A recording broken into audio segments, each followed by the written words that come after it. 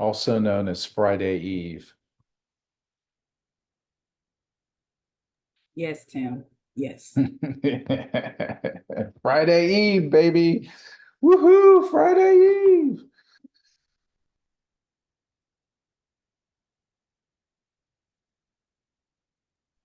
We're going to let everyone in and we're going to start at 6:02. Hey, Cole. Hey, Allison and Aaron. Or if maybe it's just Allison. We're both here. We're cheersing in the kitchen.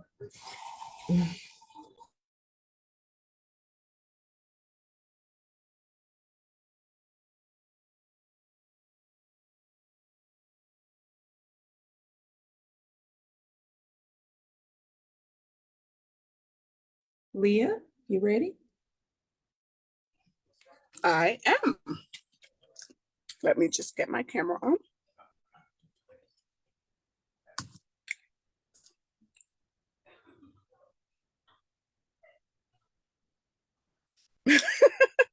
All right. Good evening, everybody. My name is Leah LaRue, and I am the Director of Neighborhood Planning Units for the City of Atlanta's Department of City Planning. And I am so excited to be here tonight. I am doing double duty. Some of our Department of City Planning folks, as well as some of our ATLDOT folks, are down in Midtown at Peachtree and 10th doing a Plan A pop-up. I hope you know what Plan A is. If you don't, Samantha or Ida or Tony or Cole or someone from the city staff will be happy to tell you at the end of the meeting, because if you don't know, you absolutely need to know. All right, so welcome to NPU University. And more importantly, welcome to a brand new class that we are presenting tonight for the very first time. It is in our planning track. It is course 1008.002. And the name of the class is ATLDOT Vision Zero, Building Community Champions for Safe Streets. So excited to have my colleague from the Atlanta Department of Transportation here with us.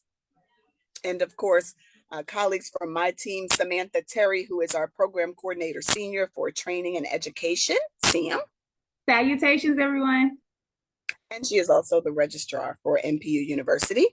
I believe I saw Tony McNeil, who is our program coordinator senior for outreach and engagement. Tony. And I understand that Ida is multitasking. She's still in the office trying to get something done. So she's not on camera, but Ida Santana, our program development manager, is also here with us tonight. So as for our classroom rules, I will ask that all of you please keep your microphones muted at all times unless you are being asked to unmute to ask a question. This is a good time, if you haven't already, it's a good time to grab a pen and paper to keep notes with, and of course a snack if you need something to snack on while you're in class. It's a good time to do that. If you are taking this course for credit towards the Citizen Planner Certificate program, or for any other reason you need credit, your camera must be on for the duration of the class in order to receive course credit. And if you'd like to ask a question during Q&A, I'll show you very shortly how to raise your hand to get in the queue. Please do raise your hand before speaking in order to get in the queue. And all questions must be relevant to course content. To be clear, this class tonight is not the class where you submit your 311 tickets. If you have a concern related to transportation in your community, or I don't know, a street sign hasn't been up or a sidewalk is crumbling, don't get me wrong, we want to know about that. It's very important to us, but there's a process for bringing that to the city's attention, and the class tonight is not the platform for which to do that. We want to make sure that those that are in the class with you are having the opportunity to learn the content that we're planning to present tonight, and ensure that everyone has an enjoyable learning experience. So please do make sure you're limiting your questions to those that are relevant to course content only. So on this screen, you'll see that at the bottom of your screen, you'll see a reactions button. If you click on the reactions button, there will be a pop-up button that says at the bottom, raise hand. That is how you raise your hand.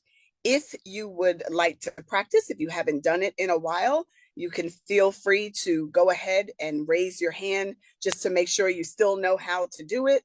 But you can raise your hand again by hitting reactions at the bottom and then the raise hand button. All right, I assume everyone now knows how to raise your hand. So without further ado, it is my absolute pleasure to introduce you to my colleague in the Atlanta Department of Transportation, Cole Smith, who is our Vision Zero manager. Cole, the floor is yours. And thank you so much for being here. Course, Leah, thank you so much for inviting me to teach this course. I even put on my blazer to turn into Professor Cole today. But yes, my name's Cole Smith, and I am the Vision Zero manager at the City of Atlanta. Let me get this slide deck pulled up, and let me make sure that I have and presenting and sharing my screen. So Samantha, you got I see your face, got my screen up there. I think we should be good to go. So yes, welcome to Building Community Champions for Safe Streets, a Vision Zero production of ATLDOT. Vision Zero is we're going to get into the nuts and bolts of it, and the goal of this presentation and this course is going to be to provide some education on it, to educate y'all on it. I'll be pausing during certain sections so that we can discuss, you can ask questions, and then we'll definitely have time at the end to have a little deeper conversation about Vision Zero, what it is, and I'd be happy to answer other questions kind of related to ATLDOT. I do appreciate Leah's comment about this isn't the place to tell me about your pothole or your sidewalk fix. There is a 311 process, but we can talk about other things, and we can definitely dig deep into some of those aspects of the city of Atlanta. So, we have a few things that we're going to be talking about. The big thing is teaching you what Vision Zero is, why we're doing it, how are we doing in the process of Vision Zero, and then kind of the history of it and the actions that we've been taking so far after creating the Vision Zero action plan. So I'd be remiss if I didn't mention and thank my leadership team here within ATLDOT, Commissioner Solomon Cavanis, our leader, originally from Atlanta, but did a lot of his work in the New York City region, and that's an area where Vision Zero actually has been met in a few municipalities there. And these are our deputy commissioners and chief of staff and chief administration team down here, our leadership team. I specifically work under Miss Betty Smoot Madison, which is the deputy commissioner strategy and planning, and under her, Mr. John Saxton, and then it's me, the Vision Zero manager. We are the side of the ATLDOT team that helps kind of create projects and kind of set the goals and visions for our department. So just before I get into what Vision Zero is, just a little bit about me. Who's this random guy with the crazy hair presenting to you? So I've lived in Atlanta since 2012. I've lived in the neighborhoods of Ponce Highland, Glenwood Park, and now I'm a Grant Park resident. And I got into this space as a transportation and neighborhood advocate. I actually initially, when I moved here in my late 20s, I started going to my neighborhood association meetings as a renter. I got involved in my Ponce Highland Neighborhood Association. I became the MPU representative for Ponce Highland Neighborhood Association, and it opened up my eyes to city planning, transportation planning.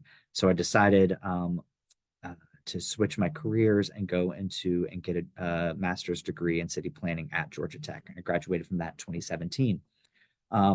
I'm a city planning professional, so I studied urban design and transportation and land use as my specialties at Georgia Tech, and I got AICP certified in 2020. I worked for 6 years as a city planning consultant, transportation planning consultant, and I wanted to get back to kind of that transportation advocate side of things, work on projects that were very close to home, that touched our beautiful community of the beloved community of Atlanta. And so I decided to apply for this job as the Vision Zero manager at ATLDOT. Most of all, as I think it's important for us to recognize one another. I'm a husband, I'm a son, I'm a parent of 2 kids. I'm a friend, I'm a veteran. I served in the Navy for 7 years before switching careers. I'm a soccer fanatic. It's an important part of my life. I love music. So I think it's important to kind of state some of the things that, like, outside of work, who you are as well. And I hope that, as we present some of this information about Vision Zero, it kind of becomes clear on why it's important that we think about all the citizens of Atlanta. So, what is Vision Zero? So, Vision Zero focuses on designing transportation systems and developing policies that will prevent mistakes that lead to severe injuries and deaths. The city of Atlanta adopted Vision Zero in 2020, and we are taking a Vision Zero approach to our policies, programs, and infrastructure within ATLDOT, and working with our departmental partners and our regional partners and stakeholders to get to Vision Zero, with a goal to do so by 2040. That is dropping our fatality crash rate to zero fatal crashes by 2020. So the Vision Zero network is not something new, but 4 years since we've adopted it. But other cities, Macon was the first one in the state of Georgia, but these were some of the cities before we joined on. When we joined, others have popped up, and now we have a pretty robust nation of cities and municipalities that are looking towards Vision Zero as a philosophy to approach and reduce traffic fatalities down to zero. So it's important here to clarify and to talk about is that there's 5 tenets of the safe system approach. The graphic represents these principles and elements of safe systems approach about how we need to provide safe vehicles. We need to encourage safe speeds. We need to design safe roads. We need to educate for safe road user behavior. We need to ensure that we have quality post-crash care. All of these factors are critical in making sure that we look at it from like a holistic point of view. From someone who's a city planner and transportation planner, I'm not a transportation engineer. I'm a planner who thinks a little bit higher, a little bit more broadly about how do we create a city that is safe for everybody to move around in. There's some really key components also on the outside of this ring, that death and serious injuries, they're unacceptable. It's something that we state up front, and that it's not acceptable that they're there, and that we're trying to prevent them. We recognize that humans make mistakes. We recognize that humans are vulnerable. We understand that redundancy is critical, that safety is a proactive approach, and the responsibility is shared amongst a lot of different stakeholders. It's not just one voice in the room. So here's another way of kind of thinking about it. The conventional safety approach in the United States was they thought about traffic deaths being inevitable, and our focus is that they are preventable. The conventional approach is that we need to try to prevent collisions. The reality is that humans make mistakes, so preventing collisions is it's not a fool's errand, but it's a very long, very, very difficult thing to do. But we do know that in the new approach that we can prevent fatal and serious injury crashes, severe crashes. The conventional approach did think that human behavior is perfect, but we know that we're integrating human behavior and human error into the Vision Zero approach. The more conventional approach was about individual responsibility. Although individual responsibility is important, it is not the sole responsibility. A safe system approach looks at how we as a collective can approach design of infrastructure, programs, policies that can help us get our traffic fatality down to zero. So the one piece that I like to always come back to, and it goes back to my days of, or reminds me of my days as a surface warfare officer in the Navy. It's the Swiss cheese effect. I don't know if anybody's heard the Swiss cheese model before, but essentially by layering on multiple layers of protection on something, you can prevent something bad from happening. I always like to explain it similar to, like I mentioned in the Navy, is that if you have, you want to have 7 pumps, on the ship pulling water into the ship to help fight a fire that's on the ship. You don't want to have just one, because if one goes down, you can't fight that fire on the ship. You want to have those levels of redundancy. You want to have multiple systems that can make sure that you can keep going in times of trouble to really help essentially prevent that death or serious injury from happening. So from a how it relates to traffic fatalities, you can have an unsafe road user. You can have a vehicle that is traveling at too fast of a speed or too heavy of a weight, or that can't maybe see, has a blind spot in their vehicle. You can have an unsafe speed of that driver, but if you have if you have a road that's designed safely, you can potentially prevent that crash that occurs from becoming fatal. So a lot of factors there that go into it, but that's kind of an example or a metaphor, or to explain kind of how and why we have the safe systems approach. So from ATL-DOT's perspective, this is where kind of it comes into of our role, is that we believe that 3 elements are most within the city's control and are best able to contribute to a safer, more vibrant city. And that's building safer streets, supporting safer people, and achieving safer speeds through those safe street designs. So I'm going to quickly, I've been presenting for about 10 minutes. I'm going to quickly pause and see if there's any questions either in the chat.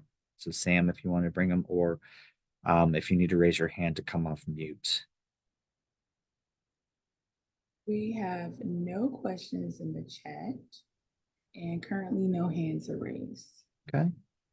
Well, this next section is a little bit more, why are we doing this? And, you may say, all right, well, I've been driving for so long, fine, I can talk on my phone. I'm safe. It's not a big deal. But ultimately, this is starting from the kind of the US DOT level.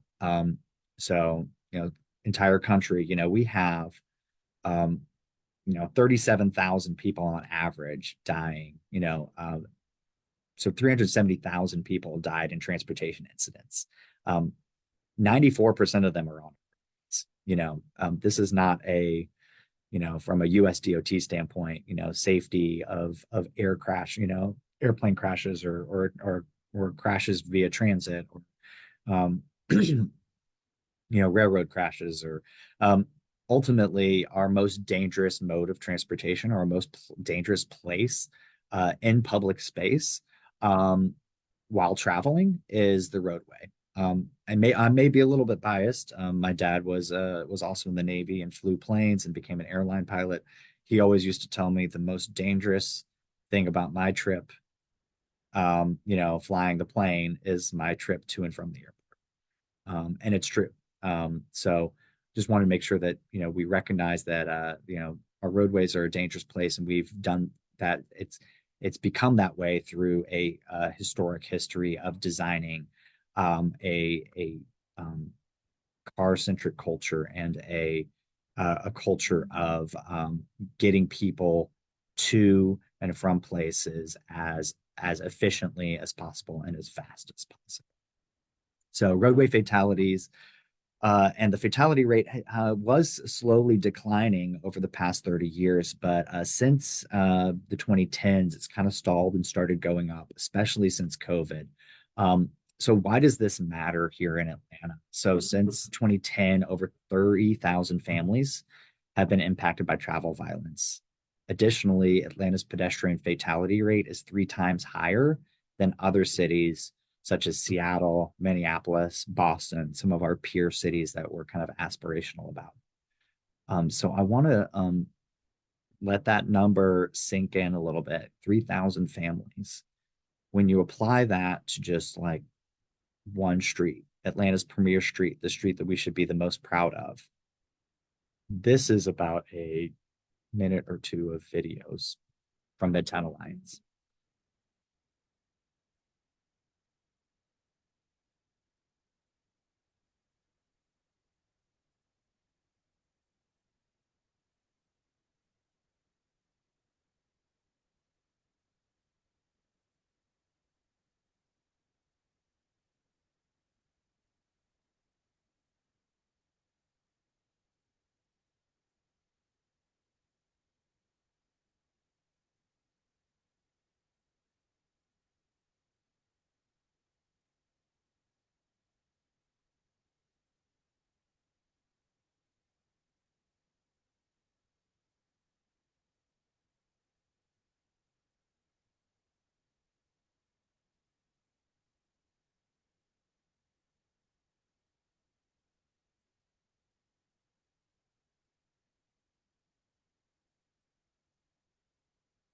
I think there's one more video as you're seeing the kind of destruction that happens through these.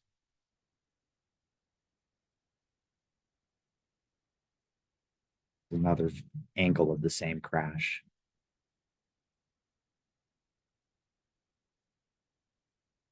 Now, a lot of these videos are all coming from a very specific piece of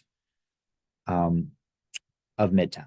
Peachtree Street, most of the videos are between 14th and 10th Street, you know, kind of our most dense, most walkable space.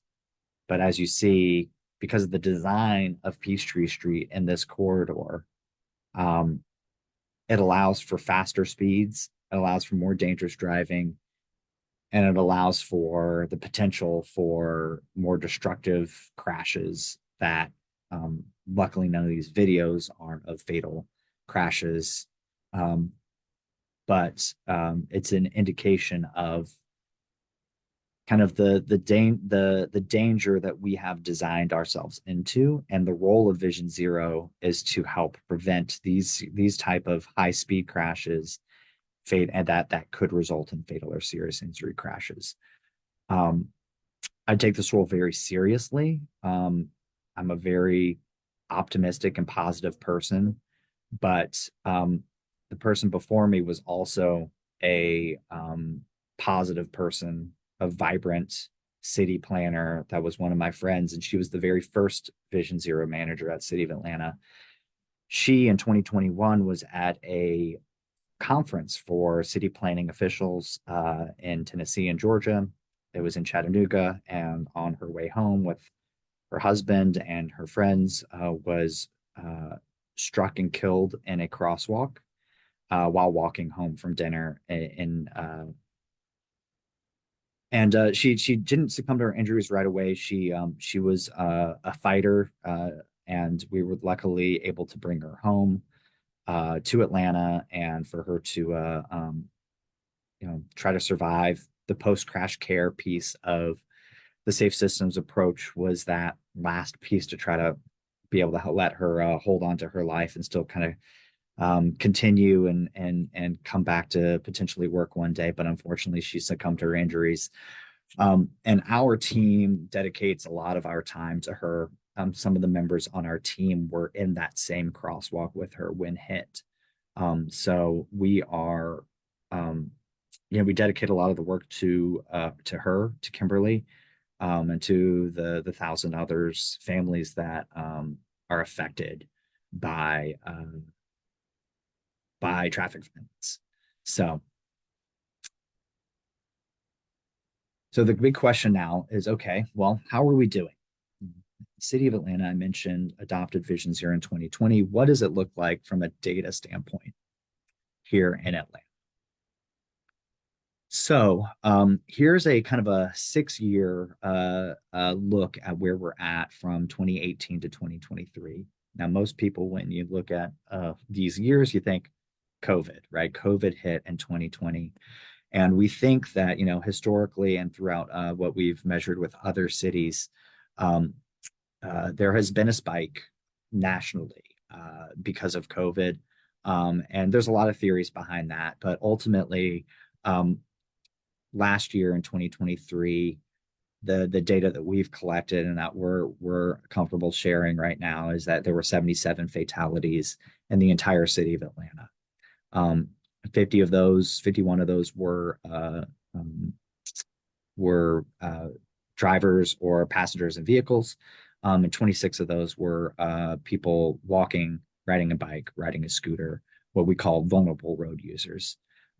Fatalities did peak in 2021, so we're happy that in 2 years that it's reduced by 23%.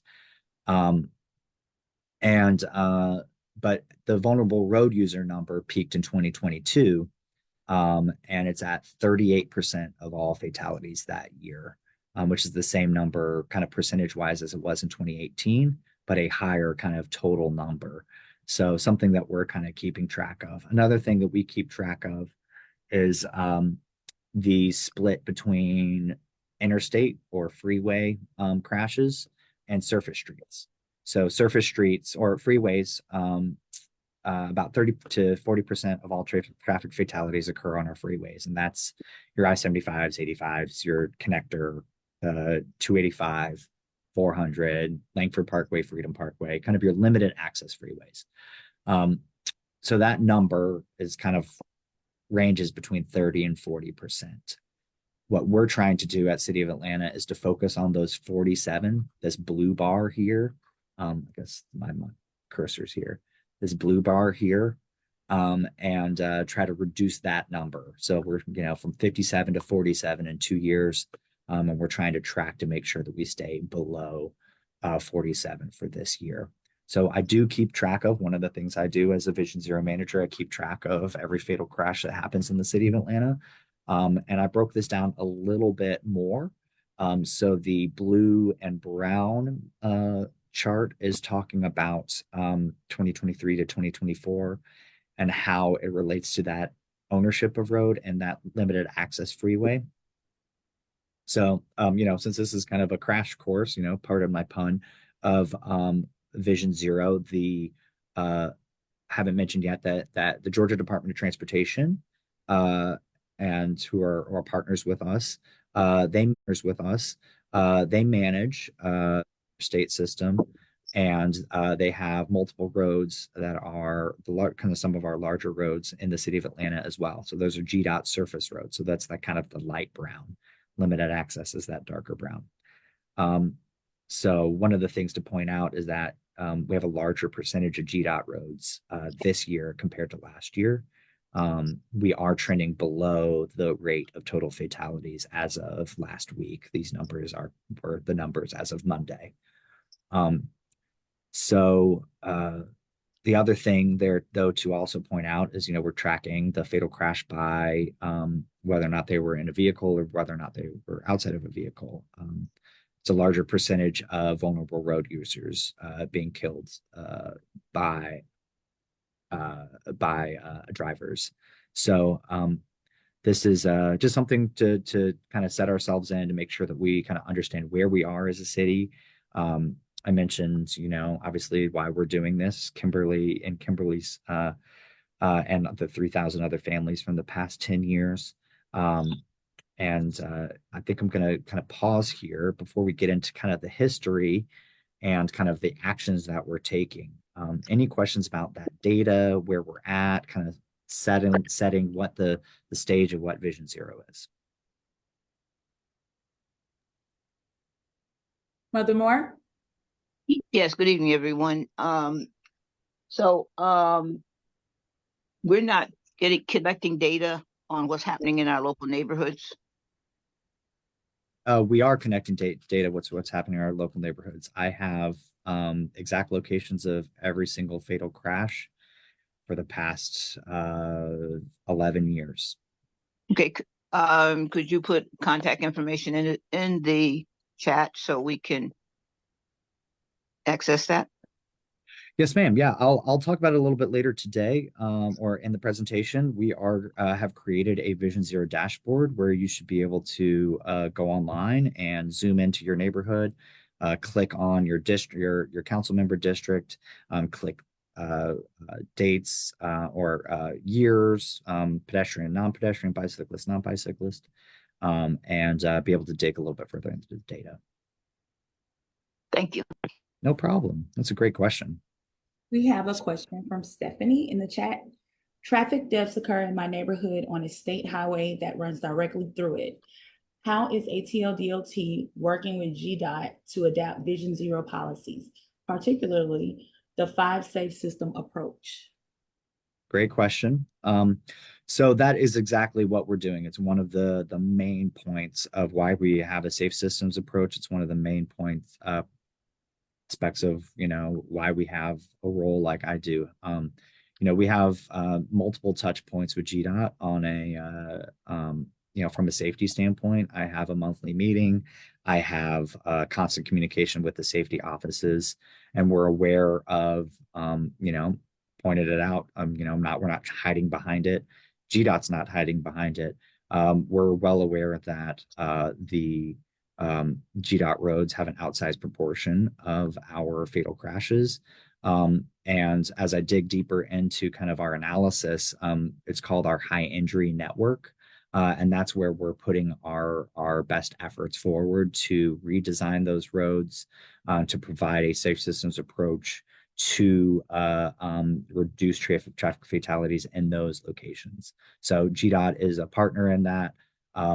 They are committed to safety as well. And anecdotally, as someone who has been in this profession for 7 years, but in Atlanta for 12, I've talked to people. GDOT has made drastic strides in over the past 12 years, from my understanding of prioritizing safety and getting better in this work too. And there's some examples of, and I'm not sure exactly which street you're referring to, but there are some examples of projects that GDOT has taken place that take a Vision Zero approach and were done with safety studies completed and enacted. Specifically, I'm thinking about the Donnelly Hollowell, essentially from 285 to the Bankhead MARTA station.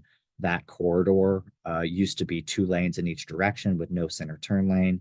And there was a major redesign, resurfacing, and additional crosswalks that were incorporated in the redesign to make it safer. It's what's normally called a road diet. I'll go over that type of example later in the presentation. Thank you for your question. Did you call on me?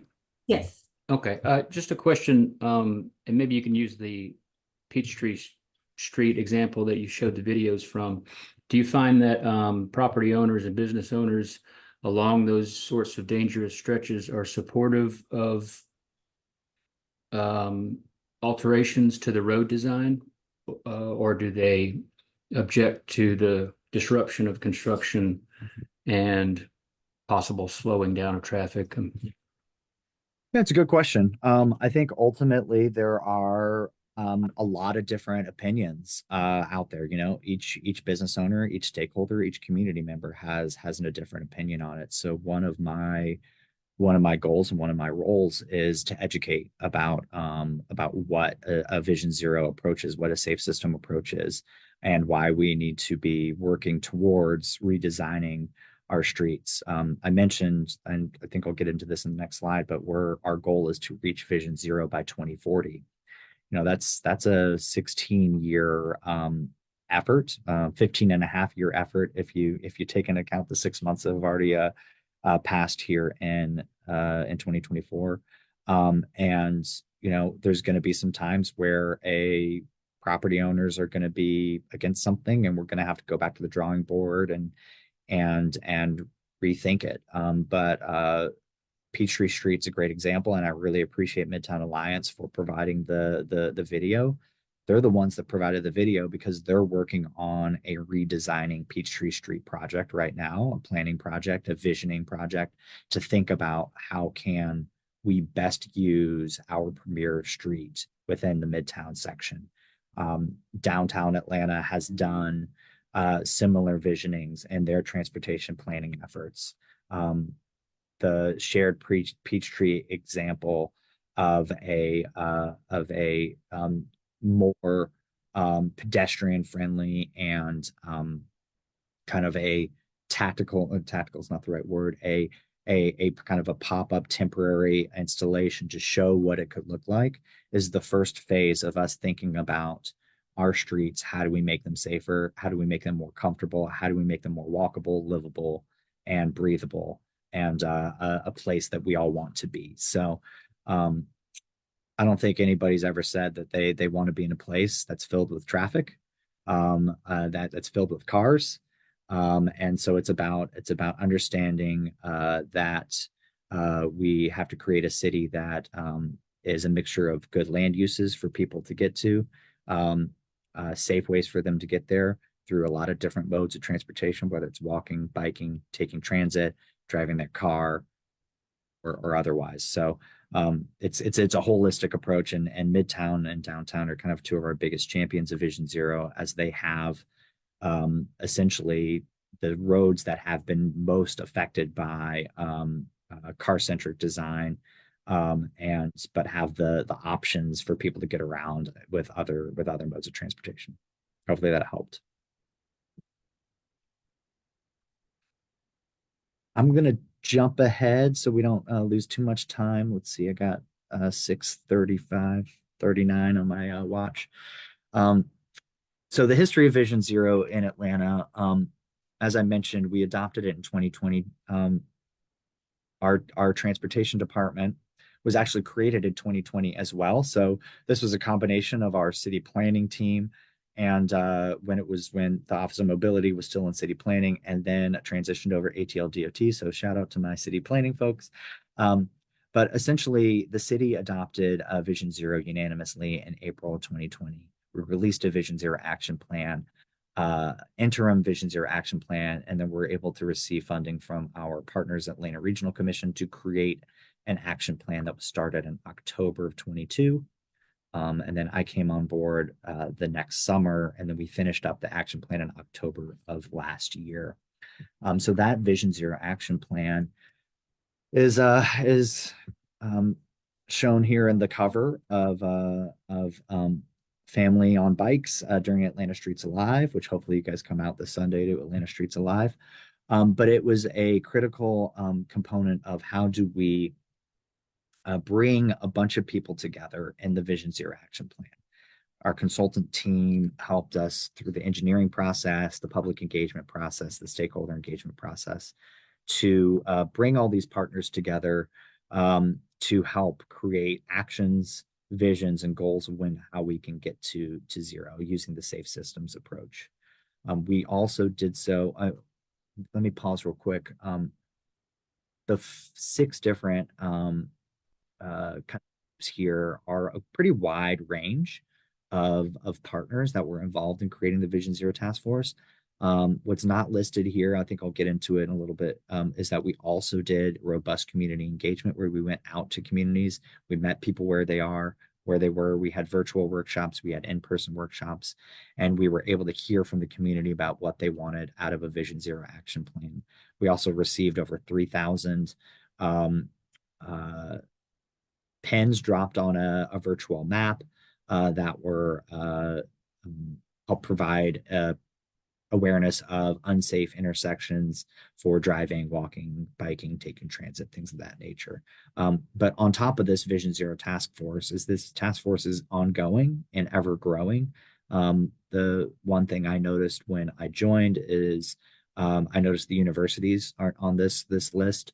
So they have recently been added to the Vision Zero task force, and we're bringing on other partners. So if you're aware of any partnerships, any organizations that may want to be a part of the Vision Zero task force, if you want to be as a community member more engaged about Vision Zero, we'll talk about that in a little bit.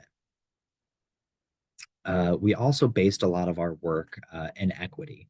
Ultimately, the neighborhoods that we're showing here are what we call our communities of concern. Now, communities of concern are communities that, due to socioeconomic status and other kind of factors such as number of households with without access to vehicles, or dependent on transit, or age of the inhabitants of residents within these neighborhoods, that they would be have a much more adverse effect on their livelihood if they or someone in their family were seriously injured or killed in a fatal crash. So we did additional outreach in these communities, in these NPUs, and we are planning to, in our actions, focus our initial efforts and redesigns and additional community engagement in these communities to figure out how can we ensure that we're helping those that are most vulnerable.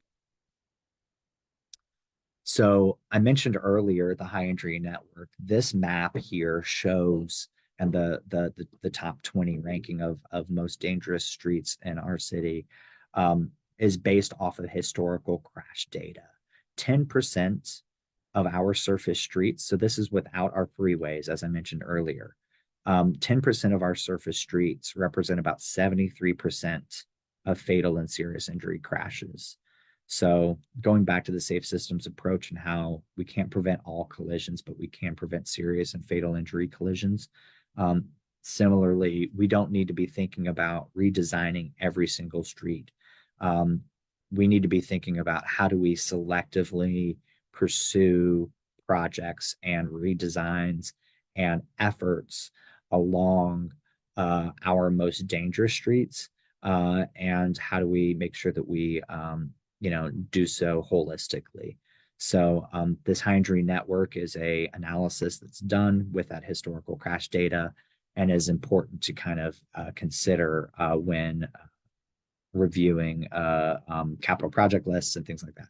I will like to put out there as well that the Moving Atlanta Forward capital projects that we have kind of in our plan, in our projects, our current projects that we're working on with that we are currently enacting or starting to plan and design and construct. That was created, those lists were created using the high injury network. And a lot of those projects include sidewalks, complete streets, things of that nature that will help reduce traffic fatalities and serious injuries along a lot of these corridors. Additionally, a further step that went into this is kind of newer territory for ATLDOT and kind of more groundbreaking, I guess, if you will, and the transportation industry, is that we used the historical crash data to also understand where are streets that are the most risky, but maybe have not had those fatal injuries or serious crashes, and what are those characteristics. So those are what we're called the combined risk network. So we took the high injury network and we used these characteristics of high risk roads, and we kind of smashed them together, combined them together to create our combined risk network. These characteristics of Atlanta high risk roads are 4 lanes or more of traffic in both directions, several thousand vehicles per day, no separating median, nothing in between kind of the cars going back alongside one another, and including on that also no no center turn lane is often a major factor there. Signalized intersections with a lot of turning conflicts with bicycles, turning conflicts with pedestrian traffic. Those are higher risk roads. And then, especially with my city planning folks in the room, it would be remiss not to mention land use. Land use is a major factor here. When there's a mixture of land use, there's normally more more activity. It's more activity in vehicles. It's more activity outside of vehicles, and it's where it's where those conflict points kind of meet, is where it becomes more dangerous. And I could potentially hear someone saying, "Well, Vision Zero, we don't need to do Vision Zero because we just need to keep people off the streets." Well, ultimately, we're a city. We're a city where people and commerce is made from interactions of people, and we ultimately need to be thinking about how do we grow our city in the right way with the right transportation network that supports them. So one of the major pieces to the Vision Zero action plan that is important for the community to know about is that we have a safer streets checklist, and it includes two different things. There's the education guide, which is a external facing document. It's meant for all users to understand what the education guide has. It has a list of all the different countermeasures that are in here. But then there's also the selection tool. There's an internal facing selection tool for our staff, our planners, our engineers, our consultants to use in the evaluation of projects, and to then provide safety countermeasures to kind of counteract unsafe behaviors and things of that nature. So these safety countermeasures address the city's most common crash types. It creates a shared understanding of the different roadway designs, and we have over 50 of them in this education guide. Samantha's going to send out in the chat links to the education guide, as well as a link to the Vision Zero action plan at the end. So some of these things, these are just 4 examples, are protected intersections, which is essentially a curb separation for people riding bikes, riding scooters, raised intersection crossings. So essentially a speed hump that also doubles as a crosswalk. You'll see some raised intersection crossings, raised intersections and crossings throughout the city in some of our more densely populated areas where there's a lot of pedestrians. And the current project that is going on at 10th and Monroe and the Beltline is a raised intersection improvement that's going to slow vehicles down as they cross the road and as they approach the intersection. Road diets, as I mentioned, that's an example of what we have, what GDOT implemented on Donnelly Hollowell. It took a 4-lane, 2 lanes in each direction road, and created 1 lane in each direction and a center turn lane. The rotating image there shows it with bike lanes, protected bike lanes specifically, but there's a lot of different designs based on what the roadway allows. But also things such as like traffic circles, neighborhood treatments that may be able to reduce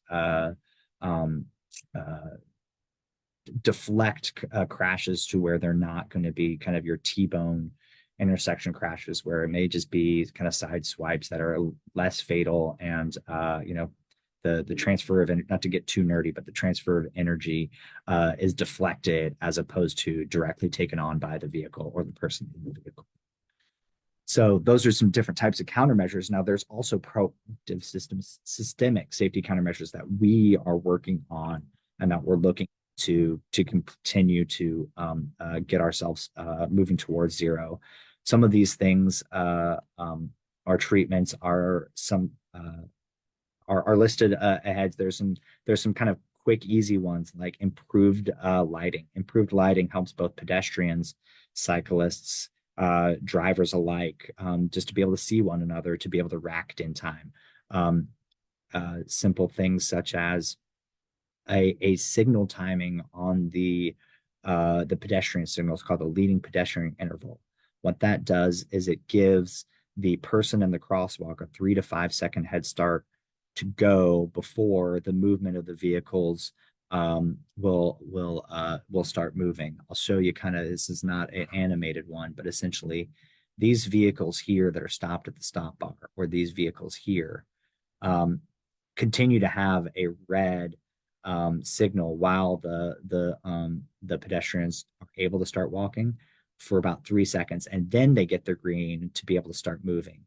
It helps provide visibility of the pedestrians in the crosswalk, specifically for right turning vehicles or left turning vehicles, as it doesn't allow, it allows essentially the pedestrians to be in the crosswalk ahead of a potential vehicle that would want to maybe jump ahead of this vehicle as they go. So it's a safety mechanism to make sure everybody's safer. Slip lane closures are another one. More sidewalks, daylighting of intersections. Daylighting is a way to provide better visibility at intersections so that a car who is approaching a crosswalk or approaching a turn isn't blocked by another vehicle that's parked alongside the street and is able to see a pedestrian or another car coming. So the City of Atlanta's our action plan, we're gearing towards 2040. It's the goal that we have. That's kind of a very basic overview of the Vision Zero action plan. I'm going to go into some actions that were currently in progress, and then I'll take some more questions. I've been pausing kind of every 10 minutes, but I think it's kind of important to kind of show kind of what some of the work that we've already done. These are the core values of the implementation plan, specifically for how do we kind of implement this work. And ultimately, we have a wide range of plans and progress. I don't expect you to read this. It's very text heavy, but the big thing you need to know is that there's 97 total actions within the plan, and 40 of these actions are already in progress or complete. 52 of the 97 are ongoing or 0 to 1 year actions. So we're working towards activating quite a few of these actions, getting them started, getting the process rolling, whether it's something that we can control at ATLDOT, partner with our GDOT partners or some of our other partners within the task force to help kind of get ourselves to working towards zero. Mother Moore mentioned how can I get access to this? That's the Vision Zero dashboard. We are in the final phases of validating the numbers and the user friendliness of this, but this is an example of what you'll be getting and be able to review in the near future. The fatal crashes, you'll be able to filter by fatal crashes. You'll be able to zoom in and out. You'll be able to filter by council district or by year and see some graphs to see where kind of the trends are. And that may help you also understand a little bit better where the crashes are happening and kind of help you understand that we know that there's a problem in these areas and that we're working towards fixing them. We have a fatal crash review committee that is about to launch. There are multiple members of this committee, 3 of them as city council members, 3 of them as city staff, 1 GDOT representative and 1 advocate appointee that has been appointed already. We're going to be holding quarterly meetings where we'll review every single surface street fatal crash and we'll be making recommendations for safety measures to implement those safety measures at those locations within 60 days. This is a big undertaking, but we appreciate Councilmember Hillis's focus on wanting to get this fatal crash review committee off the ground and moving forward so that we can react to and respect the lives lost at these locations by taking action in these unsafe locations. This is a more reactive approach, but we're doing this reactive approach alongside being proactive as well. Some may have heard earlier this year the no turn on red legislation that Councilmember Dozier initially presented. It was approved by City Council, and it will begin installing and finish installing by the end of 2025. This no turn on red legislation, what it does, and no turn on red prohibition in Castleberry Hill, downtown and midtown, prevents the encroachment of vehicles into the crosswalk, but also the unsafe movement of taking a right on red into a crossing pedestrian when they have the right of way and may not be looking.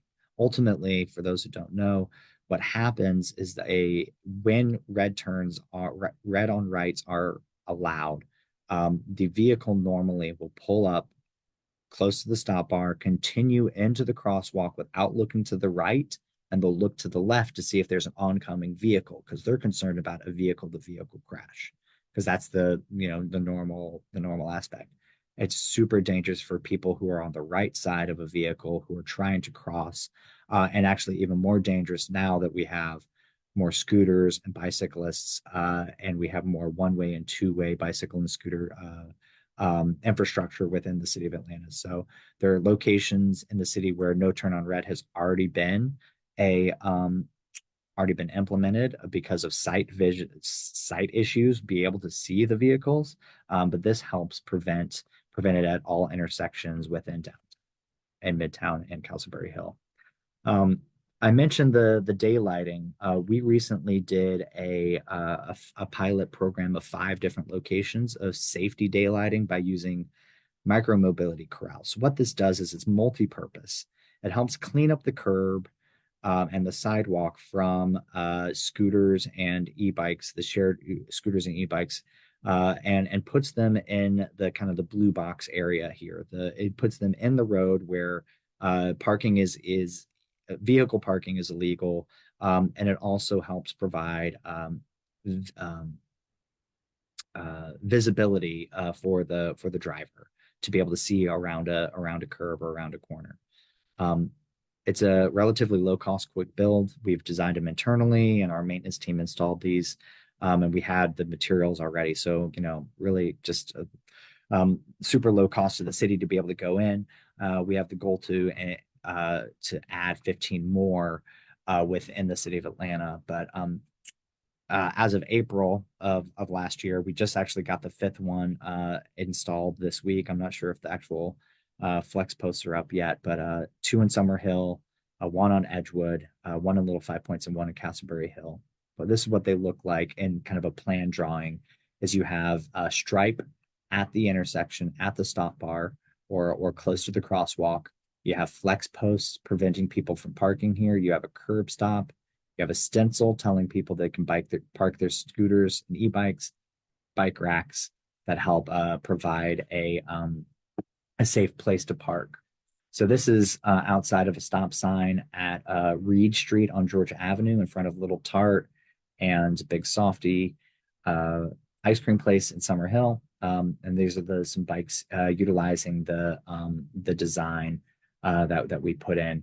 It's the goal is to get more of these out to help provide visibility at crosswalks. So, one thing I'll make sure to try to get the information onto y'all. Would be interested to hear where you want more of these. But the goal here is multidisciplinary or multi-purpose to provide both visibility, but also provide a space for the e-scooters, the e-bikes, and people's personal bikes.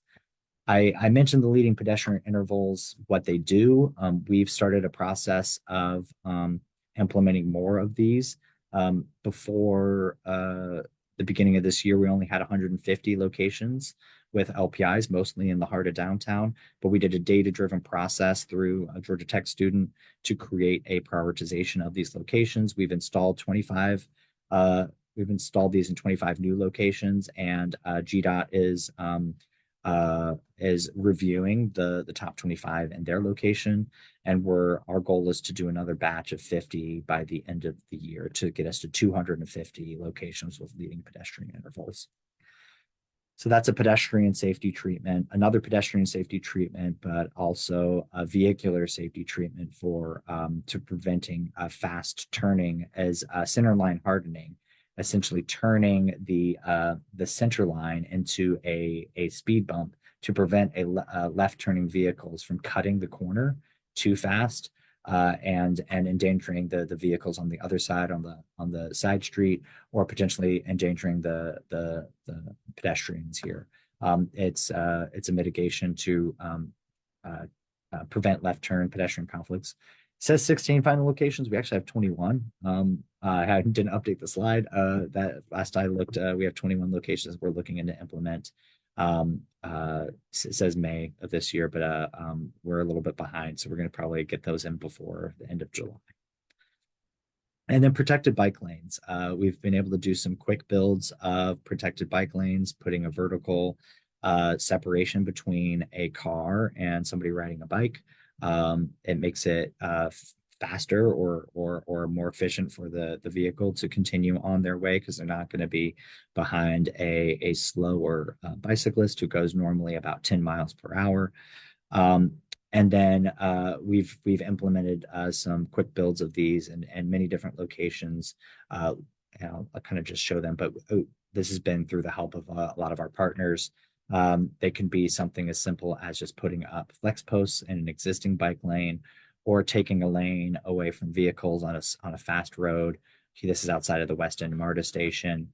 Providing great kind of like nice artistic mural on it to kind of provide some vibrancy in the area as well, to provide a better, safer connection for people walking and biking.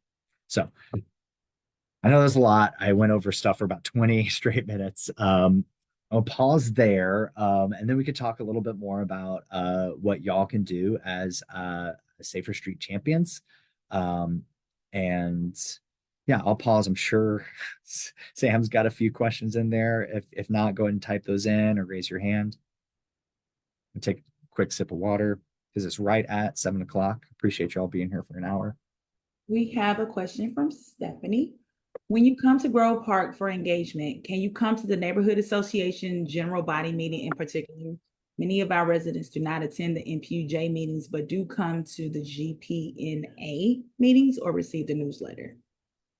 Yeah, no, thank you for that feedback. And I know that, if I'm not mistaken, there's been some engagement from some consulting firms in the communities as well. Grove Park, I believe, and Mosley Park have gotten some more direct kind of ideas on how we can provide some safety improvements. But yeah, I'll definitely write down Grove Park Neighborhood Association, and I'll see how we can provide some information for y'all. Jared? Okay, thanks. Would you say that the full implementation date is 2040? Is the primary constraint on a full and a rapid implementation of the Vision Zero agenda budget or buy-in from policymakers and stakeholders? It's a really good question. We didn't choose 2040 lightly. We didn't just throw a dartboard out, throw a dart at a dartboard on a date. 2040 we thought was a strategic date to think about what is it going to take to, put in the required capital dollars to do this. What's realistic, but what's also optimistic. If we had said a date like we want to get to this date by 2060, 2070, people are like, well, if they're not even serious about this, they're never going to reduce traffic crashes. But if we said we're going to try to get this done in 5 years, that's also not realistic. So I think, to answer your question, it is a combination of capital projects and a little bit of buy-in. But I think the buy-in is helping educate and understand, that we're here about saving lives, and that we believe at the City of Atlanta and within the Atlanta Department of Transportation that saving lives is an important piece of what we do. Having a safe network of streets for us to travel on is vitally important.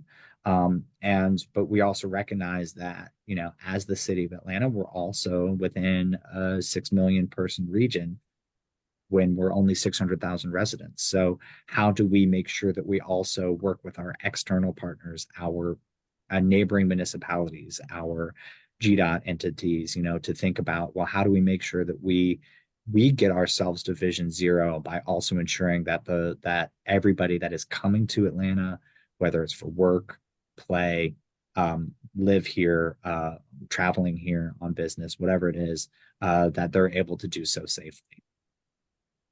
Thanks a lot. Nicole? Hi.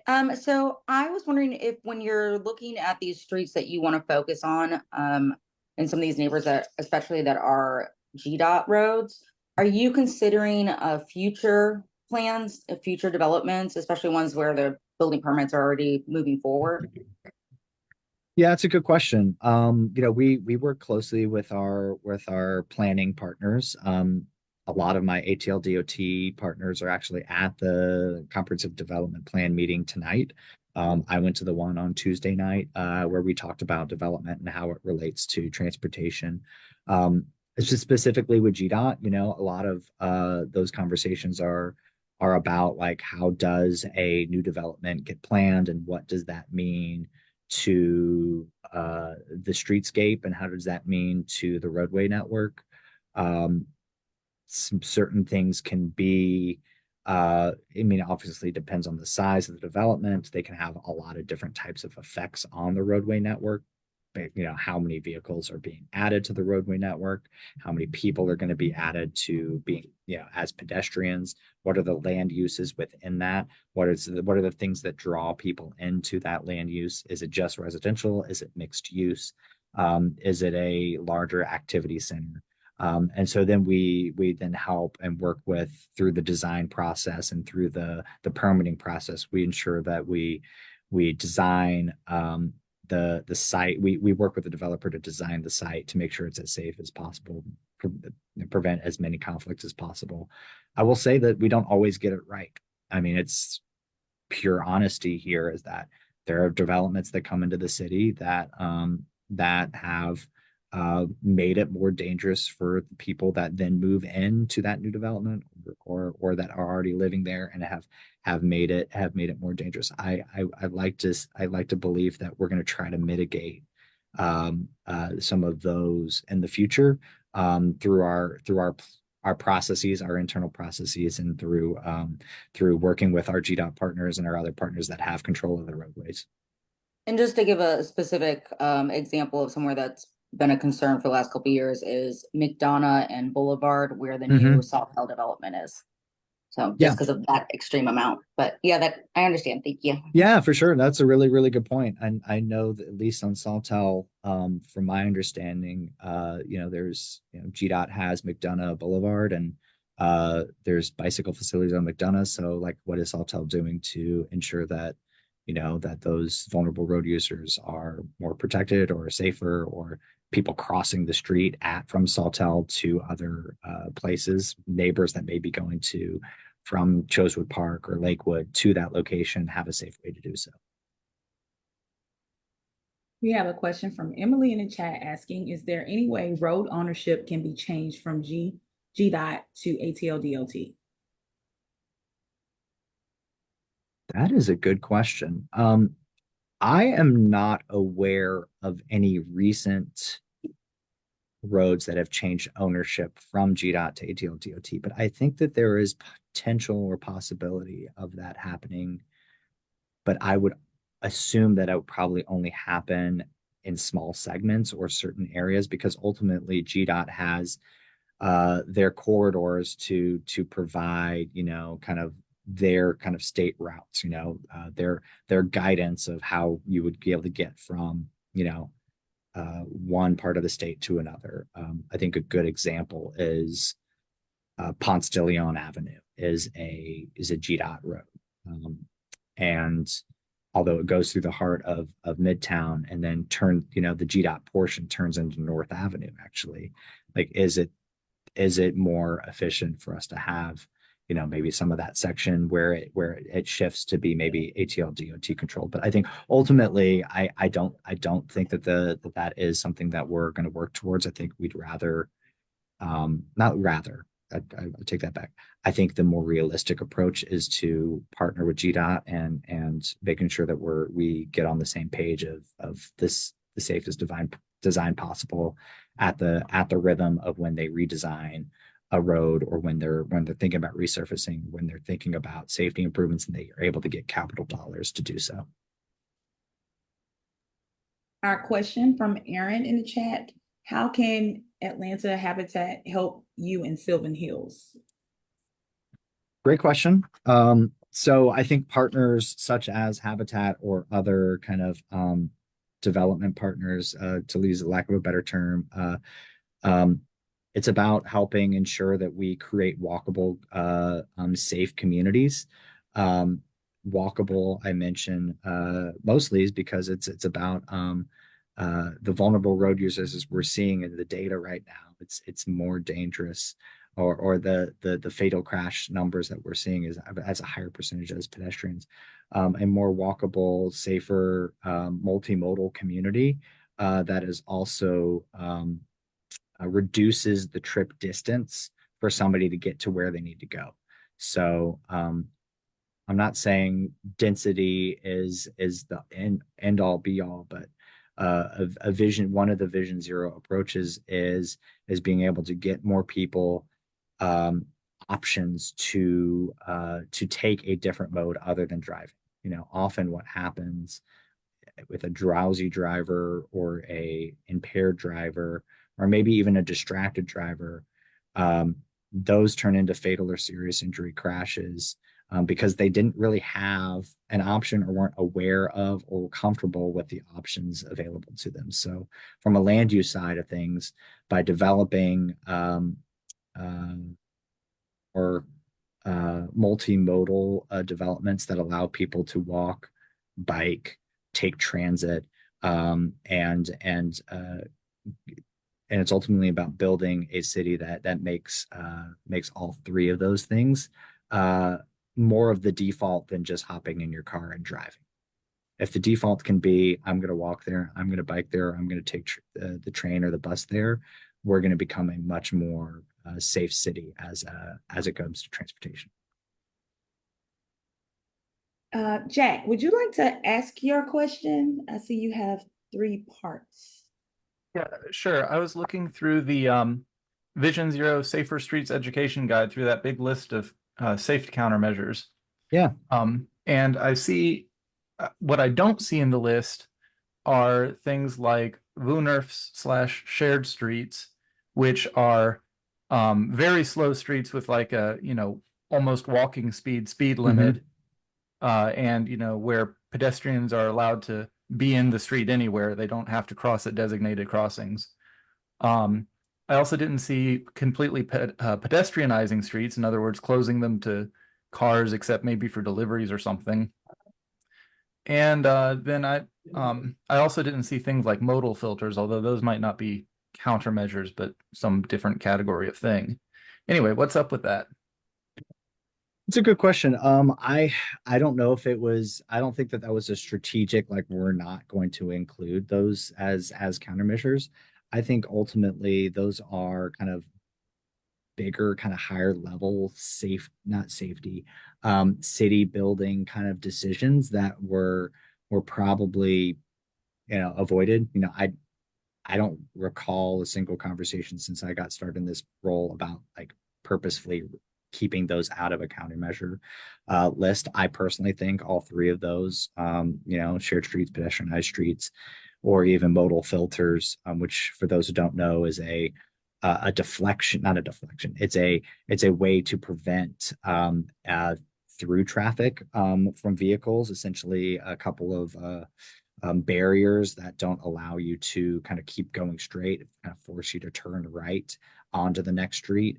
But it do also allow, but are filtered. It's they're wide enough, just wide enough for somebody on a bike or a pedestrian at a crosswalk to be able to keep walking. So it kind of discourages vehicles from kind of taking a shortcut through a neighborhood.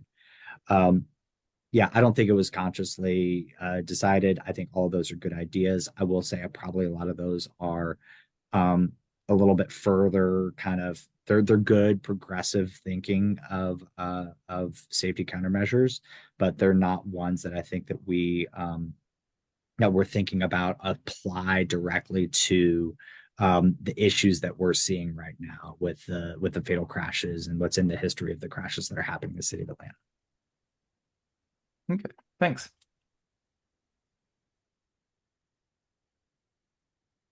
Sam, you're on mute. Mr. Moulton asks, where do we get to add what we see to your set of locations you are identifying for improvement? Good question. I'm assuming that's Jim Moulton. Uh, so I think what's the best way to say this?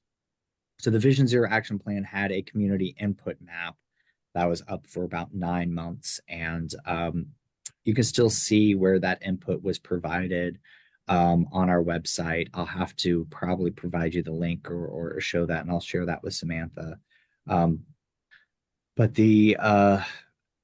provide more feedback on specific locations, the best process right now is through ATL 311 to provide, indicate there's a unsafe crossing or there's unsafe uh, um, intersection or unsafe activity happen in this area for whatever reason. And then we will, from that ATL 311, it'll get filtered to an engineer that will evaluate and kind of turn it into we'll either work towards finding a solution through our existing kind of funding or try to find a different a solution another way through an unfunded source and then adding it to a capital project is actually maybe a good opportunity to mention. I mentioned the comprehensive development plan that's going on right now. The CDP, it's called Plan A. The transportation department, we will be doing there's a transportation component of that comprehensive development plan, but we're also going to be doing a comprehensive transportation plan. So there'll be a lot more robust public engagement for that. This is actually a perfect transition to my next slide. So I'm just going to take the opportunity and then we'll definitely do more question and answer. This is only this is the second to last slide, and then there's a Q&A slide. But the bottom bullet there, the city planning plan A, comprehensive transportation plan is what I'm referring to. These location or those two things are places that you can provide feedback of locations that you find dangerous and that you think there should be a project for in the near future. We also have our existing, I'm going to go down to up here. We have existing ATL-DOT capital projects through Moving Atlanta Forward, the Renew, and the T-SPLOST program. There's another public meeting going on tonight, the South Boulevard Complete Streets meeting that is looking at how from Woodward Avenue and I-20 south all the way to the penitentiary on Boulevard and McDonough is the endpoint on the southern side of redesigning Boulevard in that section for safer travel and more options to travel as it crosses the Beltline and the Grant Park, Chosewood Park, Benteen Heights, and yeah, I think I captured all the neighborhoods there. So there's also city council has discretionary funds for safety projects. So some of the treatments that I showed that we're already doing, like the daylighting micromobility corrals, that was kind of a pilot project. They're relatively inexpensive, but if there are locations for that you want to see, you can let your city council member know, and their discretionary funds could help provide some safety improvements there.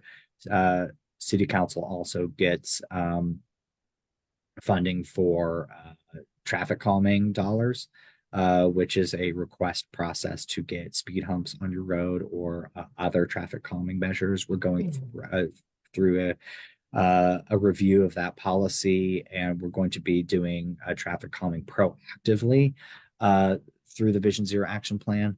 But there is an opportunity for council members to also request those traffic calming measures.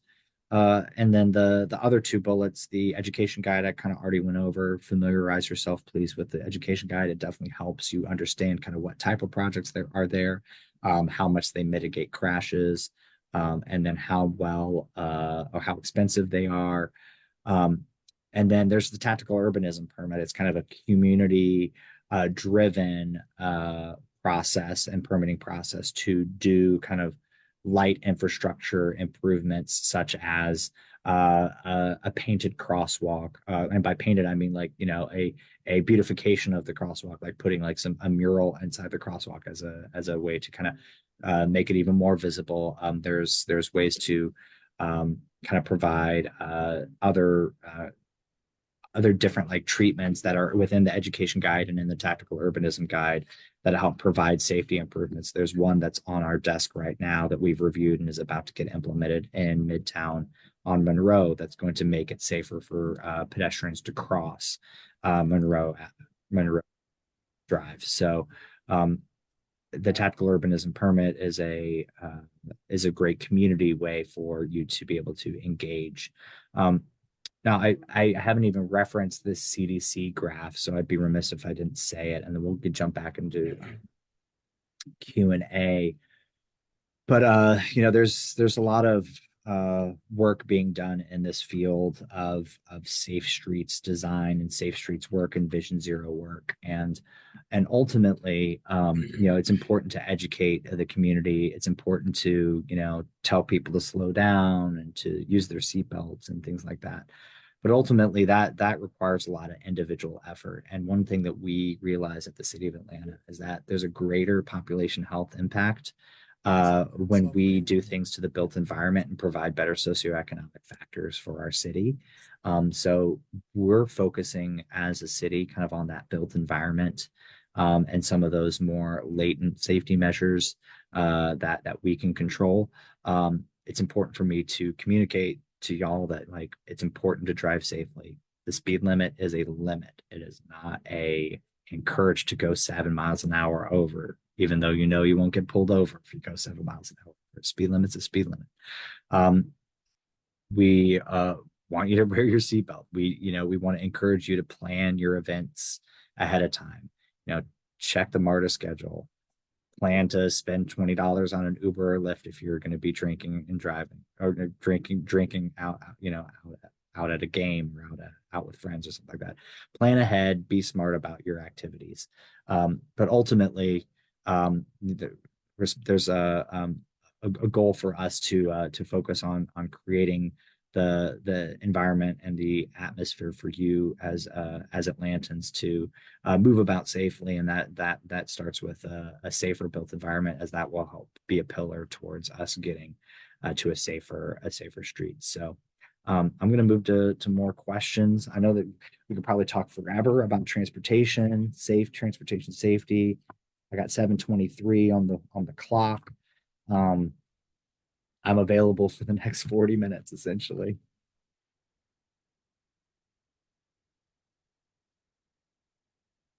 Jared, Sam. Yeah, I was gonna say, I was like, should I call on Jared or Sam? You got it. Go ahead, Jared. Thanks. Why did the Peachtree Shared Streets demonstration project end early? And what, if anything, does that indicate about our city's commitment to the principles of Vision Zero, or a willingness to accept using our streets differently? It's a good question. The vision of Peachtree Street with a shared street is kind of as what Jack had mentioned. You know, why isn't it in the countermeasures?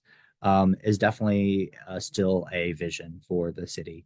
And that was a phase one of the build out of the tactical build out, or the kind of the cheap product kind of build out, you know, paint, a lot of planters and things like that help to really kind of make this street kind of feel a little bit better.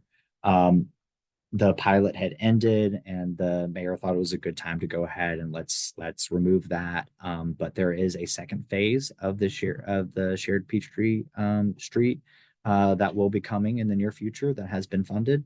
So it's not something that was taken out and we're never going to do again, and we're never going to kind of keep thinking about it. But we're going to be doing a next phase of a shared Peachtree within the downtown area. I don't know the exact extent, but we're partnering with city planning to do that effort, and we're look forward to kind of the engagement around that, about how we're going to make it the best for all the stakeholders in the area. And I think that should be happening within this year, at least the beginning phases of the engagement. I don't know if anything will be implemented by this year, but yeah, that's definitely something that's coming soon. Thanks. Carol asked in the chat, I saw that the graphic for Vision Zero includes a wheelchair. What is Atlanta doing to ensure safety of wheelchair access to streets? I am often forced into the roadway by blocked or disturbed sidewalks. Great question. This is something I've been fighting a lot recently. If you see a blocked sidewalk, please let us know. It's definitely something that um, as a parent, when I had kids that were in the stroller, I was walking with the stroller a lot and running into this a lot. It was very, very frustrating. I can only imagine.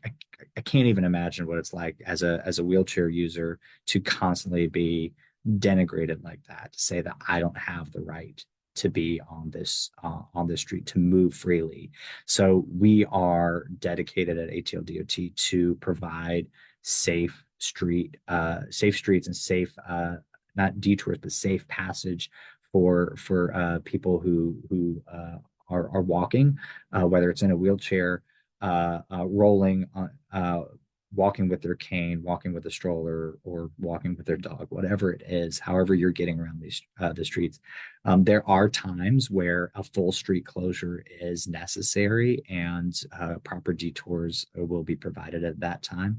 But our permit office manages those closures, and sometimes the construction or the developer, whoever the contractor is, unfortunately, sometimes they don't either put the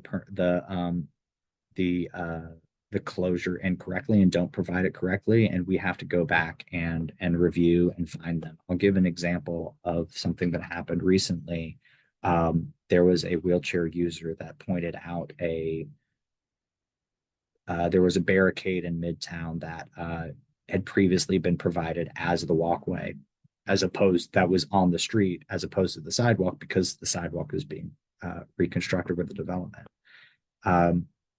The barricade, there's two sets of barricades. One set of barricades to prevent, to be on the side of the construction, and the other set of barricade to be between pedestrians and vehicles.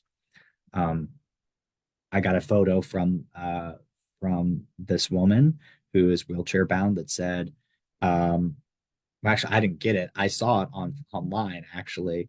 And our council member retweeted it or reposted it and tagged ATLDOT. So we quickly responded of the fact that those barricades were gone, and that there was a new side crosswalk that was painted, and that there was a curb, on the other side of that crosswalk, where if you were on a wheelchair, you wouldn't be able to get up on the curve to go to the sidewalk on the other side. So, contacted our permit office. We quickly contacted the contractor, had them put the safe walkway back. The challenge is I'm only one person. Our permit office is only a small team. So what we need is the community to be the eyes and ears for when you see an unsafe situation, for you to let us know, and for us to try to be able to respond to that as quickly as possible to remedy the situation. Oh, And 311 is the most appropriate way to do that, right? I should have mentioned that. Yeah. So 311, whether it's calling 311, calling or logging into 311, or tagging them on social media, they're pretty responsive, and we've been working well with 311 to make sure that we as ATLDOT are responsive to the most for dangerous situations like that we have a quick response. Oh, we have a question from Mrs. Walker. Why did the new street design and resurfacing of Donnelly Hollowell Parkway continue beyond the MARTA station to Northside Drive? It's a good question. I think ultimately, I believe that the project for GDOT was, limited in funds and scope. So they chose a section that was most appropriate for that road design. I've identified and aware that that is, a spot where essentially if you're coming into the city and you're in one lane,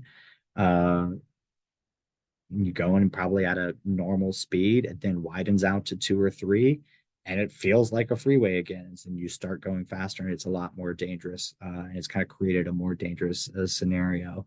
So GDOT is aware of the issue as well, and we're working with GDOT to provide a safety study of the area to see if they can get another project to go from Northside Drive to the existing road diet right there at Bankhead Murder Station.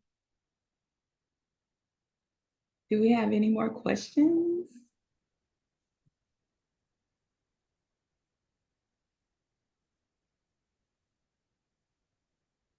Garrett Evans asks, can you briefly cover the tactical urbanism application process?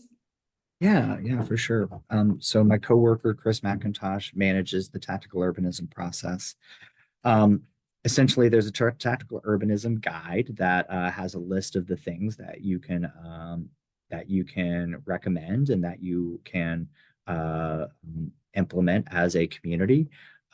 There is a 14-day or 10 business day turnaround and us responding after a permit has been submitted or a request has been submitted. But we're also welcome to have the conversations with you before that to help you understand what the issue is and what may be the best treatment based on your budget and things like that. Guess I didn't mention it before, but these would be community funded projects. So, that's another reason why it's light materials. It's not, building your own curbs and things like that. But using those light materials, having the budget for it, having support from the community around it, being a part of an organization that supports it as well. It's not just, one community member should not be submitting a permit. You should be submitting it through a neighborhood organization, an NPU, or another advocacy organization to help to show that it's not just an individual that wants something, and then also supportive letters. And then normally, last but not least, and we're trying to work on some of the finer details here, is you also need to have insurance for the install and a plan for the install. So it's community driven, so it's not only community funded, but it's also community installed. Normally, we'll have 1 or 2 ATLDOT employees with you to observe and make sure everything's safe. But you submit a plan in the permit of how you're going to safely install it, how many people are going to have out there, and then what the final product's going to be. And then when it goes through the process, it normally gets approved. The Midtown Neighborhood Association one that I mentioned that was just submitted, I think from first time they reached out to us until now, which is they just got approval a few days ago, was about 2 to 3 months. But that's also because it was a little bit more complicated and a process that or an intersection that needed a little bit more fine tuning. So we worked with the community to make sure that it was designed well.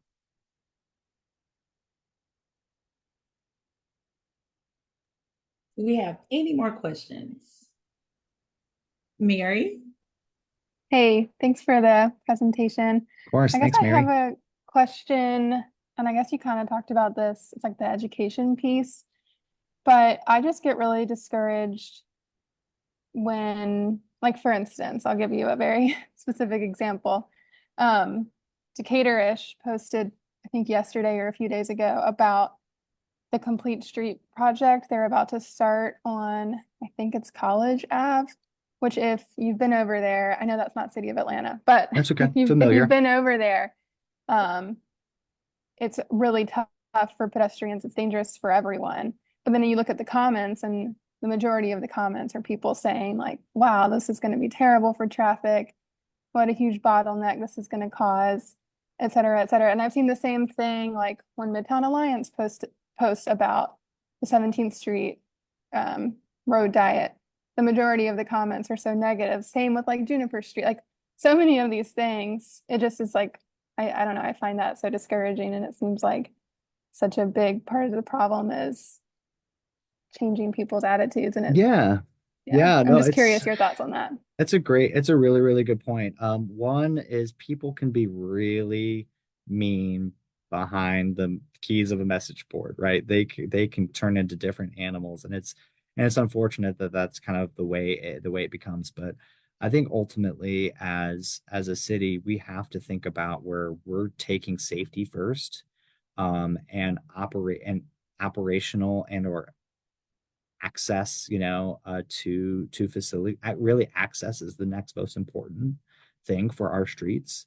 Because if you don't have access to a building, right, like if you can't actually, if you can't get in a front door, like what's the point of a front door, right? And then operations is kind of probably, third. Ultimately, we as a city, we need to be thinking about how spending 2 more minutes in the car for safety is worth it. It's not, we're going to continue to become a place that people want to be because Atlanta is a great place to be. And we can't continue to say no and status quo, status quo, status quo. There's only one thing that's there's only a few things in life that's constant. One of them's change. Change is constant. And we're going to continue to grow as a city with climate change continuing to be on the horizon. With our elevation that we have, we're going to be a city where people on the coasts are going to want to start to move to even more rapidly. And that's going to be a migration by necessity, not even by choice. So if we don't think about how people can get around in a more efficient manner, and ultimately that's not the most efficient manner to get around in a city is not in a single occupancy vehicle. And, you won't hear politicians say this much, and, I'm not a politician. It's the reality, is that we need to divulge ourselves from the amount of trips that we take in a vehicle, but at the same time, still figure out how cars can get from A to B safely. So if it means that traffic and or stuck at a red light for another cycle is going to happen. But if it means that a family gets to cross the street safely or safer, or if it means that the bus is operating more efficiently because we decided to put in bus priority or something like that, I think that's a city that we want to be. And I think that's a city that we should strive for. So, I mean, ultimately, you're going to get negative people in the comments saying like, oh, this is going to make driving worse. This is going to make driving worse. I think you try to build the city that you want to be in. And, maybe those are the people that we don't want to have driving in our city. That's a hard thing to say. Not a politically popular thing to say, but ultimately, we're a city where we want to be able to live and thrive, and we want people to move our city that want to live and thrive that way too. Cole, we have a question from Cole Smith, not to be confused with you.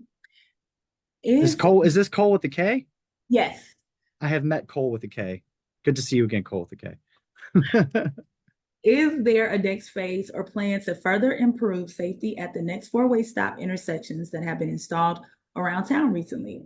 For example, raised crosswalks, intersections, drivers often roll through or ignore the stop signs in my area. It's a good question. I will say that we've been not surprised by, but kind of been grappling with the fact that there have been so many city council member requests to put in stop signs. There are great benefits to putting stop signs, but there are potential negatives, as you say, people rolling through them. I think ultimately it's using treatments like what you mentioned. Raised crosswalks are a really good example of ways to help mitigate that.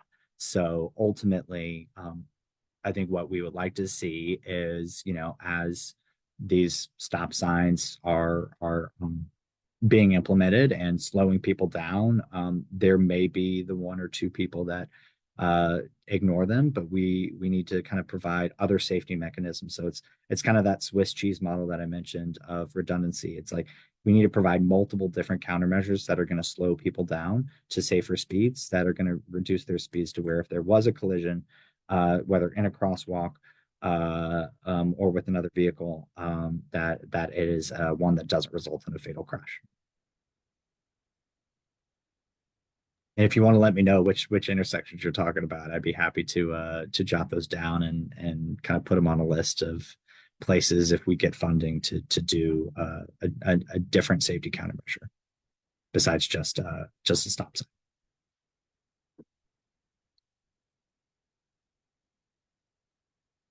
Do we have any more questions? Going once. Twice. Thank you so much, Cole, for participating with us with NPU University and collaborating with us. Wait, we do have a question. Well, I'll leave this up anyway. Big thank yous to everybody. How can we stop people from coming down a one-way street? Signage can be there. Yeah, I actually noticed someone almost turn onto a one-way street just yesterday. So additional signage is probably the most helpful thing. There's other indications of how do you get people to ensure that they know that it is a one-way street that they'd be turning onto. And I would say maybe there's some street markings that you can make that are also indicate that it's a one-way street. And sometimes it's just driver education too. I mentioned the safe streets approach, the safe systems approach, and how responsibility is shared is one of the pieces of it. I think a big piece of City of Atlanta's goals are to work with our state and our national partners to try to get some of the bigger cultural shifts to happen. That's not going to happen just at a city level. So whether that's a distracted driving campaigns and or putting in physical, restrictions on being able to use your phone in the car. I mean, there's distractions in vehicles have happened for a long time, and people make mistakes, and ultimately our goal is to try to just ensure that if somebody does make the mistake of turning towards a one-way street, that hopefully that the speeds of the vehicles coming the other direction are slow enough for them to stop and have it not be a fatal or serious injury crash.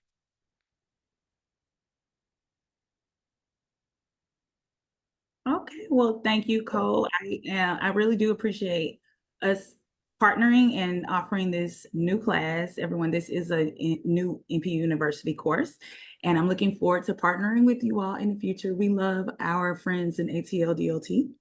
Thank you. Yeah, thank you so much. Great questions. I mean, it's an ongoing conversation, y'all. It's definitely something that's important. Come out to our city planning programs. Come see us at Atlanta Streets Alive this weekend on Sunday. Bring your dad. It's Father's Day. Nothing a dad likes better than walking with his kids on an empty street full of people without vehicles. So we'll hope to see you guys out there. And get engaged in the Plan A process and look out for the comprehensive transportation plan process here in the near future. Yes, everyone. Atlanta Streets Alive is this Sunday, and it is from 1 p.m. to 5 p.m. Between Peachtree Street, between 15th Street and Mitchell Street. So right. That will be the area that everyone will be in on this Sunday. And like you said, bring your fathers out. It will be a great time. And speaking of upcoming courses and events, as you can see on your screen, we have our upcoming NPU University courses, as well as our next Plan A community workshop. We have, as you can see, 3 in-person courses that are coming up within the next month, as well as next month. But If you all are available this Saturday, we have our Plan A Community Workshop. This will be from 10 a.m. to 12 p.m. at the Goodwill Career Center on 2160 Metropolitan Parkway Southwest. I'm going to leave this screen up for you all. So if you want to screenshot it, if you want to take a picture, or if you want to register or get more information, you can visit npuatlanta.org. And once again, thank everyone for participating with us tonight. If you want to find any more information in reference to neighborhood planning units and all things NPU University, please follow us at NPU Atlanta on Facebook, Twitter, Instagram, and TikTok, and also on Nextdoor under City of Atlanta Neighborhood Planning Units, as well as on YouTube, where this video will be posted by tonight, as well as all of our other NPU University courses previous this year, from this year, as well as our previous years. And our handle is NPU Atlanta at YouTube. So I will bid you all a good night. Oh, also, you all received an email with an evaluation. Please, please, please complete that. It's also in the chat. It will take less than maybe 3 minutes. So if you could take the time to fill that out really quickly, we really do appreciate your feedback. We take it into consideration. We also use it with implementing new courses, such as this one that we have today. So you all enjoy the rest of your Thursday and have a happy Father's Day, everyone. Night.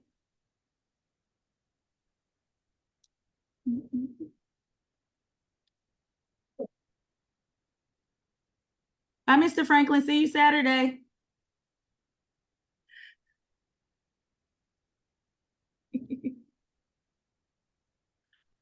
Bye, Cole. Bye, y'all. Thank you so much. I really appreciate you guys hosting. You did a really good job, Cole. I'm gonna go get myself a late dinner. Perfect. Thanks, everyone. Have a good one. Thanks you. Good night, Miss May.